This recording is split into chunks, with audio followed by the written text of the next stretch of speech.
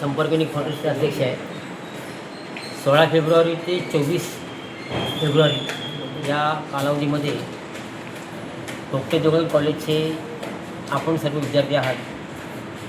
एक CET कार्यक्रमांतर्गत प्रशिक्षण शिबिर आयोजित केलं होतं.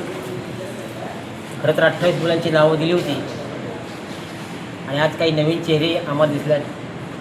प्रशिक्षणाचा मूळ उद्देश आहे की समाजसेवा जी आहे आपण म्हणतो ती समाजसेवाचं थोडंसं का विना एक प्रशिक्षण आपल्याला मिळावं हा उद्देश सरळ आहे. आणि माझ्यामध्ये जे रेग्युलर एक विद्यार्थी येत होते त्याने अनुभव घेतला असेल आणि त्यांच्यापुढे जबाबदारी आहे की जी विद्यार्थी आली नाही किंवा आपल्या जवळचे कोण नातेवाईक असतील मित्र असतील त्यांना सांगावं की या सिव्हिल हॉस्पिटलमध्ये कशा प्रकारचे सुविधा आहेत, त्याचा लाभ आपल्याला कशा प्रकारे राहील. आणि एक समाजसेवा म्हणजे फार मोठं नाही, तुम्ही नुसती चक्कर जरी मारली तिथं ते आपल्याला कळून शकेल की ह्याच्यामध्ये समाजामध्ये किती रुग्ण त्यांचे नातेवाईक कशा पद्धतीने आपले जीवन जगत आहेत. आणि ही थोडीफार का होईना आपल्या म्हणजे औषधता का होईना ऋण फेडण्याची संधी याच्यातून मिळते. या ठिकाणी मदाळे सर आलेले आहेत, भांडेकर झालेले आहेत.